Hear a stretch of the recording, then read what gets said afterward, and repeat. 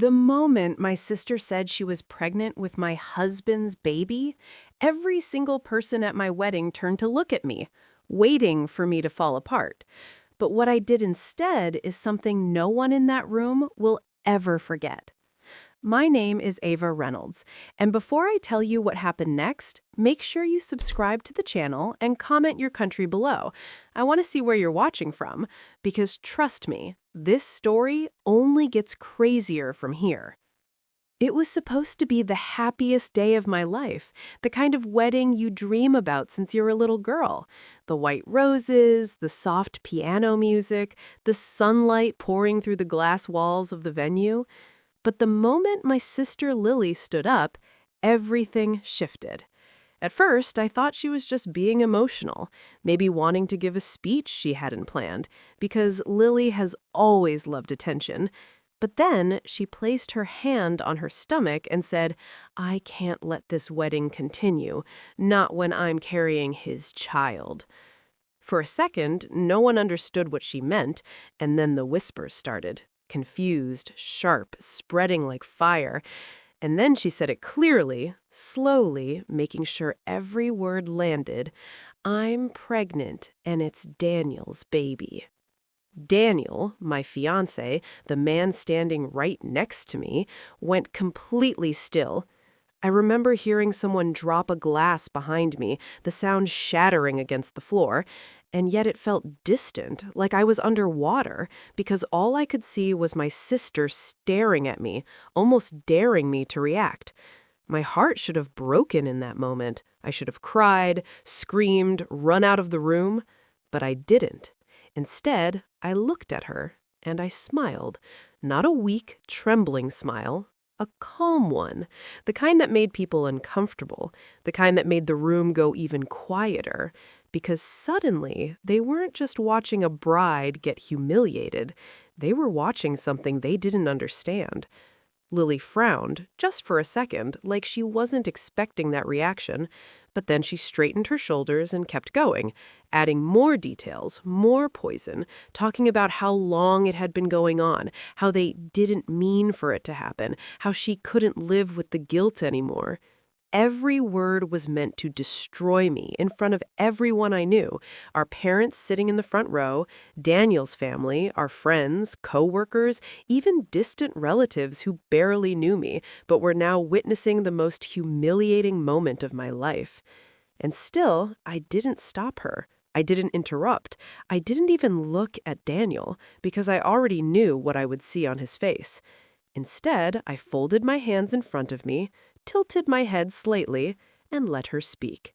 The room was completely silent now, hanging on every word, waiting for the explosion, for me to finally break. But I didn't give them that, not yet, because what no one in that room knew, what my sister definitely didn't know, was that I had been waiting for this moment. And as she kept talking, thinking she was ruining my life, I quietly reached for my phone, my thumb hovering over the screen, ready to do something that would change everything in the next few minutes. I remember the exact moment I realized something was wrong. It wasn't at the wedding, not when Lily stood there pretending to be brave, and not even when she said Daniel's name. It was weeks earlier, in the smallest, quietest detail that most people would have ignored. Daniel had always been predictable, almost boring in how consistent he was. Same routine, same tone, same habits. But then suddenly, he started changing.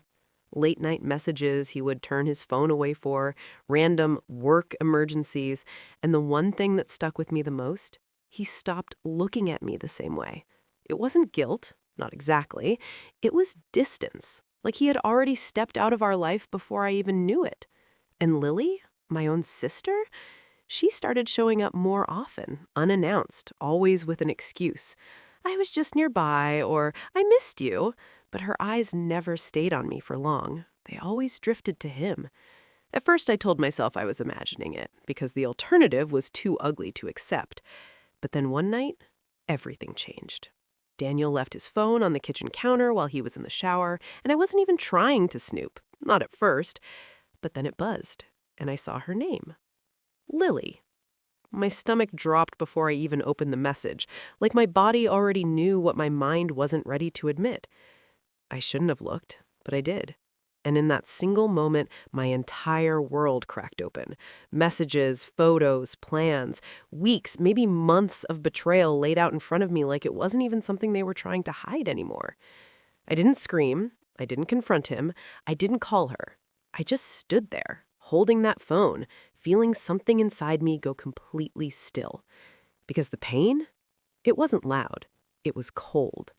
And in that cold silence, I made a decision that would lead to this exact moment. The moment where everyone thought I was the victim standing at the altar, about to fall apart. I started watching them instead. Quietly, carefully. I noticed how confident they became, how careless. They thought I was blind. They thought I trusted them completely. And that gave me something far more powerful than anger. It gave me time. Time to prepare. Time to plan. Time to make sure that when the truth came out, it wouldn't just hurt, it would destroy the illusion they had built. That's why I didn't react when Lily stood up at my wedding. That's why I let her talk, let her expose everything the way she wanted to. Because she thought she was in control of that moment. But she wasn't. Not even close. As she kept speaking, I could see the shift happening in the room. People whispering, Daniel's mother looking horrified, my parents frozen in shock. But there was something else, too. Confusion. Because I wasn't reacting the way anyone expected. And then, out of the corner of my eye, I saw him. The one person I had been waiting for. He had just stepped into the venue, slightly out of breath, scanning the room until his eyes landed on me. Right on time.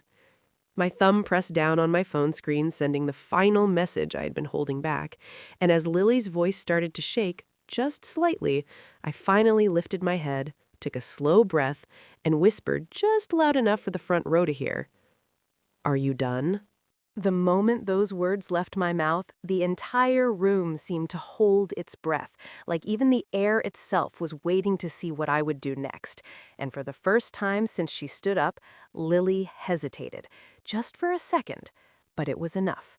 Enough for doubt to creep into her expression, enough for people to start realizing that something about this situation wasn't unfolding the way they expected. I slowly stepped forward, reaching for the microphone she had been holding so tightly, and she didn't even resist, because now she was the one unsure. I turned to face the guests, our families, friends, everyone who came here expecting to celebrate love, not witness betrayal, and I smiled again, calm and steady.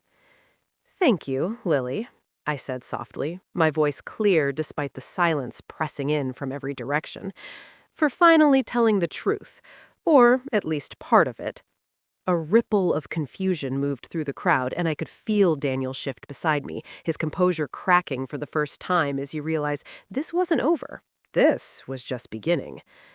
I glanced at him briefly, just enough to see the panic in his eyes, and then I looked back at Lily. "You're right," I continued. "You are pregnant." Her face tightened, defensive now, like she thought I was about to deny it. But instead, I tilted my head slightly and added, "But what you forgot to mention is that I've known for weeks." The gasp that followed was louder than anything before it, sharp and collective, and Lily's entire body stiffened. Daniel tried to say something, stepping forward, reaching for my arm, but I pulled away before he could touch me. "Don't," I said quietly, not even looking at him, because he didn't deserve that much anymore. Then I turned slightly and gestured toward the entrance. "You can come in now." Every head in the room turned at once as the man I had been waiting for walked forward. Tall, composed, holding a slim folder in his hand. Murmurs spread instantly, confusion turning into tension as he stopped beside me and gave a small nod. "Everyone," I said, my voice stronger now, "this is Marcus Hale, my lawyer." That's when everything truly started to unravel. Daniel's face went pale, the color draining so fast it was almost unreal, and Lily looked between us, completely lost now, like she was finally realizing she had stepped into something she didn't understand. I opened the folder Marcus handed me, pulling out a few neatly arranged documents, and held them up just enough for the front rows to see.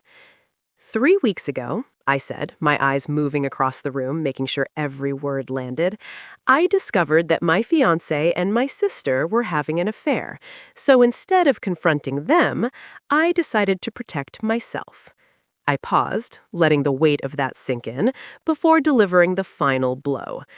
This venue, this wedding, the accounts used to pay for all of this, they're all under my name.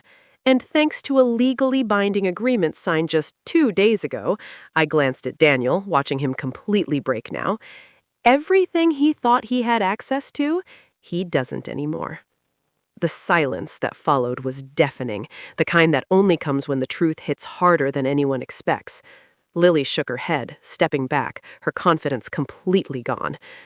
You planned this?" she whispered, her voice barely holding together. I met her gaze, my expression no longer soft, no longer patient. "No," I said calmly. "You did." Then I handed the microphone back, stepped away from the altar, and added the words that no one in that room would ever forget. "You thought you were ruining my wedding, but all you did was expose yourselves at the perfect moment." And as I walked past them, past Daniel, past Lily, past the shattered version of the life they thought they were stealing from me, I didn't look back, even once.